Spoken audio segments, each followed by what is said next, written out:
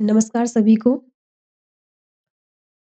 GK by Mukesh Dhaka YouTube channel पर आप सभी का स्वागत है। मैं सुप्रिया गहलोत व्याख्याता हिंदी से। जो स्टूडेंट्स रीट प्री की तैयारी कर रहे हैं, उन सभी को मेरी तरफ से अग्रिम शुभकामनाएँ और 22 फरवरी आपकी एग्ज़ाम डेट निश्चित हो ही गई है। तो आप जो है ये मानकर चलिए कि पूरे-पूरे आपके पास 60 दिन हैं। इन 10 दिनों का तो काउंटिंग ही क्या, क्योंकि बीच-बीच में कुछ न कुछ काम ही हो जाता है। तो इस प्रकार आपके पास पूरे-पूरे 60 दिन हैं और मैं आपको तैयारी कराऊँगी इस चैनल के माध्यम से हिंदी विषय की, जिनका भी हिंदी विषय है और हिंदी विषय में आपके हैं इसमें 6 इकाइयाँ जिसमें 3 व्याकरणिक है और 3 है भाषा शिक्षण की विधियाँ। तो ये मानकर चलिए कि अगर आप कंटिन्यू जुड़े रहते हैं, तो ये 30 नंबर इनमें से 27 से 28 तक जो आपको आराम से आप जो है प्राप्त कर सकते हैं। अब बात आती है इन टॉपिक के विभाजन की, कि आपके पास 60 दिन है और वही जो कंटिन्यू करते आ रहे हैं, जो तैयारी जिनकी कंटिन्यू चल रही है, वो उनको तो मज़बूती मिलेगी और जिन्होंने अब तक किताब को उठाकर ही नहीं देखा है, जिनके लिए ये नया ही है, तो उनमें बैचलर भी हो सकते हैं, उनमें कुछ ऐसे भी हो सकते हैं जिन्होंने काफ़ी लंबे समय से जो है किताबों को हाथ भी नहीं लगाया है। आशा तो करते हैं वो, इच्छा तो रहती है उनकी पढ़ने की लेकिन कुछ मजबूरियाँ, कुछ ज़िम्मेदारियों की वजह से वो शायद इस चीज़ से काफ़ी लंबे समय से जुड़े नहीं हैं। तो भी बिल्कुल भी घबराने की आवश्यकता नहीं है। आप अपने 24 घंटे का टाइम टेबल कुछ इस प्रकार बनाइए, जो-जो समय आप व्यर्थ के कामों में दे रहे हैं, उन व्यर्थ के कामों में सबसे पहला तो आज के टाइम में अपने आप आपको पता है मैं किसका नाम लूँगी मोबाइल। स्किप कर दीजिए इसे। दूसरे है आस-पड़ोस की बातें और तीसरा है रिश्तेदारों की आव कोई दिक्कत नहीं है। अभी नाराज़ होंगे, जब कुछ बन जाएँगे, तो जो सबसे पहले नाराज़ जो है वो सबसे पहले माने। तो इन तीनों का अगर आप समय कट करेंगे तो आराम से आपके 24 घंटों में से 6 घंटे तो निकल कर आ ही जाए और इन 6 घंटों को अगर आप ईमानदारी से इन किताबों को ये आपका हिंदी विषय है, फर्स्ट, द्वितीय आपका जो भी संस्कृत वगैरह है और तीसरा आपका जीके। ये जो भी है, तीनों विषय को आप आराम से 6 घंटे या 5 घंटे भी अगर आप पर डे के देते हैं, तो आप रीट भी आराम से क्लियर कर सकते हैं। आपके 3 जो इकाइयाँ हिंदी की है, प्रथम, द्वितीय और तृतीय, ये व्याकरण से संबंधित है, जिसमें कंप्लीट व्याकरण है, उसका लेवल है 6 टू 10th का और ये जो 9th से 12th तक की एक भाषा व्याकरण रचना प्रबोध नाम से एक पुस्तक आती है।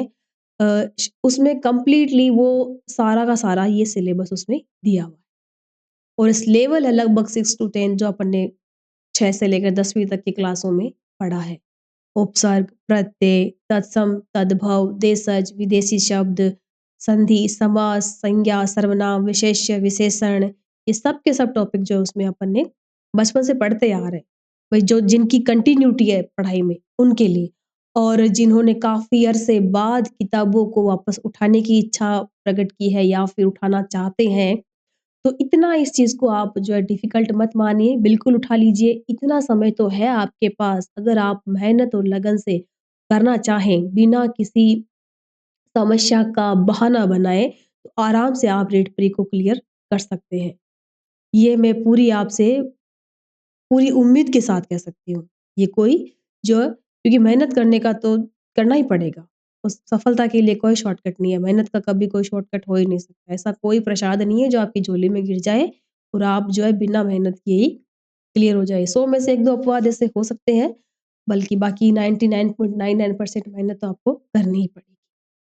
रही बात उन स्टूडेंट्स की जो ये कह रहे हैं कि नहीं अब तो बहुत लंबा समय बीत चुका है, काफ़ी गैप निकल चुका है और अब हमसे किताबें नहीं उठेगी। या फिर ऐसे स्टूडेंट्स जिनको ये लगता है कि अब तो 2 ही महीने में मैं क्या-क्या कर लूँगा, कैसे जीके पढ़ूँगा, कैसे सब्जेक्ट में महारत हासिल करूँगा। तो यकीन मानिए आप अब भी अगर किताबें उठाते हैं, जिनकी तैयारी नहीं भी है, तो भी आप अपने आप को तैयार करते हैं और पढ़ाई में मतलब अपने आप को मन बनाते हैं आगे बढ़ने का, तो भी आप उस दौड़ में शामिल हो सकते हैं जो कंटिन्यू चल रही है।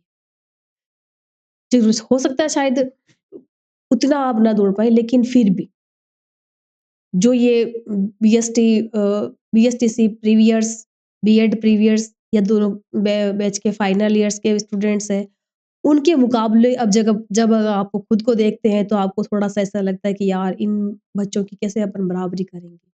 बिल्कुल कर सकते हैं आप उनकी बराबरी। आप भी अपने आप को उतना मज़बूत बना सकते हैं। बस ईमानदारी से अपने आप को वो समय देना होगा पढ़ने के लिए, आप भी अपने आप को उस दौड़ में शामिल कर सकते हैं। तो निराश होने की उनको भी आवश्यकता नहीं है, जिन्होंने काफ़ी अरसे से पुस्तकों को हाथ भी नहीं लगाए क्योंकि मेरे नॉलेज में देखो बहुत से ऐसे स्टूडेंट्स आए इन दिनों कि भई अब तो इतनी उम्र निकल चुकी है या फिर हमारी ये ज़िम्मेदारियाँ हैं, घर में कमाएगा कौन? घर के इतने काम रहते हैं, कैसे पढ़ें? तो सबके अपने-अपने पर्सनल प्रॉब्लम्स होते हैं, सबकी ज़िम्मेदारियाँ भी होती है। ये ज़रूरी नहीं कि आपके सामने बैठकर जो बड़ी-बड़ी हाँ कराए या फिर यूँ कहूँगी जो सफल व्यक्ति जो सफल हो चुका है, उसके साथ कोई ऐसा नहीं हुआ या उसके साथ कोई विपरीत परिस्थितियाँ नहीं थी या उसने अपने जीवन में कभी कोई ज़िम्मेदारी उठाई ही नहीं, कोई प्रॉब्लम झेली नहीं। उसकी भी अपनी समस्याएँ थी, उसके भी अपने प्रॉब्लम्स थे। पर अगर सपना बड़ा हो, तो परिस्थितियाँ अपने आप छोटी हो जाती है। अगर हमें लगता है कि इन सब से हमारा सपना बड़ा है, परिस्थितियाँ, मजबूरियाँ, ज़िम्मेदारियाँ अपने आप जो है आपको अपना सपना जो है कंप्लीट करने के लिए अपने आप समय निकालने का वक़्त जो है दे देती है। अगर किसी को पढ़ना ही नहीं होता है तो फिर उसके पास हज़ार बहाने होते हैं नहीं पढ़ने के कि नहीं, घर में काम बहुत है नहीं पढ़ पाती, ज़िम्मेदारियाँ बहुत है नहीं पढ़ पाती, कमाना है नहीं पढ़ पाता। तो होता है, ये सबके साथ ही होता है। बावजूद इसके बहुत से केस आप लोगों ने ऐसे देखे भी होंगे, हम भी देखते हैं कि बहुत सारी ज़िम्मेदारियाँ होने के बाद भी सफल होते ही हैं। तो इसलिए जिन लोगों ने किताबें अब तक नहीं उठाई है, काफ़ी गैप लग चुका है, वो भी जो है वापस किताबें उठा सकते हैं। आराम से आप अपनी पढ़ाई को आगे कंटिन्यू रख सकते हैं। अब बात करते हैं आपके कंटिन्यूटी की, कि भई क्या ज़िम्मेदारी है कि ये कंटिन्यूटी रहेगी। तो आपको जो ये क्लासें हैं, ये अ, हिंदी का जो सिलेबस है वो लगभग 1 महीने में आपको कंप्लीट करवा दिया जाए। और 60 दिन आप मान कर चलिए, तो अगर 1 महीने में हिंदी का सिलेबस कंप्लीट करवा दिया जा रहा है, तो और साथ-साथ में आप भी अगर टॉपिक के साथ-साथ आप चल रहे हैं, तो ज़ाहिर-सी बात है 1 महीने में तो आपका टॉपिक क्लियर सिलेबस कंप्लीट हो रहा है। साथ-साथ आपको 1 और महीना मिल रहा है रिवीज़न करने की।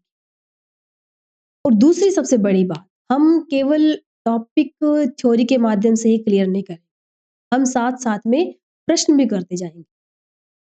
हो सकता है बाद में कर लें ताकि उससे आपका रिवीज़न भी हो जाएगा और कहाँ आप कमज़ोर पड़ रहे हैं, कौन-सा बिंदु आपका कमज़ोर पड़ रहा है, उसको आप रिवीज़न भी कर पाएँगे। तो पहले थ्योरी निकाल लेंगे और उसके बाद प्रश्नों के माध्यम से हम अपनी मज़बूती जाँच कर लेंगे। और अगर बीच में एक-एक टॉपिक करके वैसे प्रश्न करवाने का हुआ तो वैसे करेंगे। तो प्रश्न भी हमारे साथ-साथ में चलते रहेंगे जिससे अपने को ये पता चलेगा कि भई अपना जो टॉपिक है वो कितना मज़बूत हुआ और कैसी अपनी अपनी उस टॉपिक पर पकड़ हुई। और जैसे आपको लगे कि ये बिंदु अभी भी मेरा कमज़ोर है तो आप एक बार के लिए उस टॉपिक को वहीं पर स्टॉप करके वापस उस टॉपिक को दोहरा लीजिए ताकि जो है आपका टॉपिक से हो जाए। पिछड़े भी आप नहीं, कंटिन्यू क्लासों के साथ-साथ चलते रहेंगे तो सिलेबस भी आपका हो जाएगा, रिवीज़न भी आपका हो जाएगा और प्रश्नों के माध्यम से आपको अपनी मज़बूती का भी पता चल जाए। और साथ ही पिछले 7-8 सालों में जितने भी आप अपने पेपर्स हैं, उनके सवाल भी जो अब अपन यहाँ पे कंसल्ट कर लें, उन पर भी अपन डिस्कस अपन कर लेंगे। तो इससे ज़्यादा और क्या ही होगा?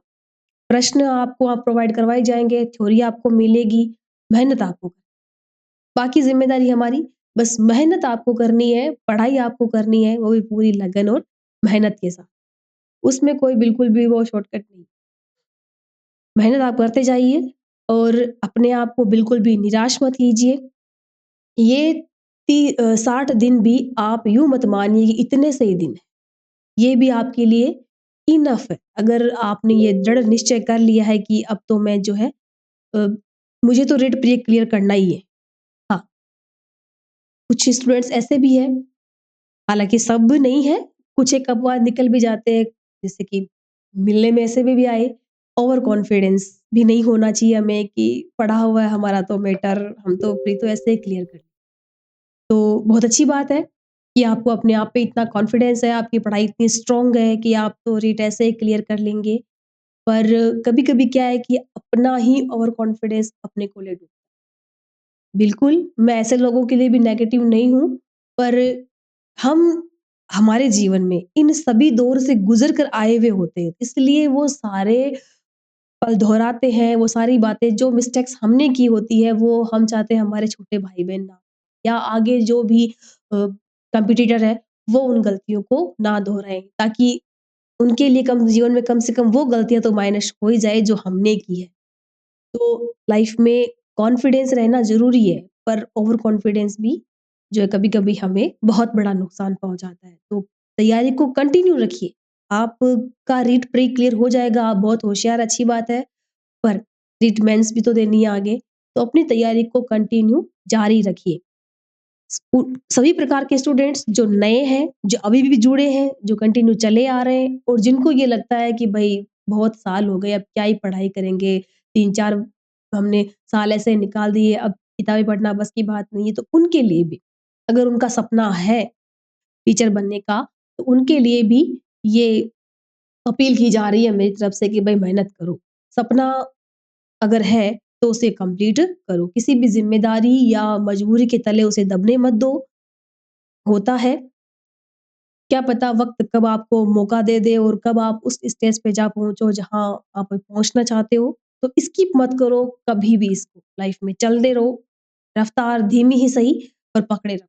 छोड़िए मत, अपना सपना जो है वो पूरा करने में वक़्त लग सकता है, पर स्किप मत कीजिए। मैं तो यही कहूँगी।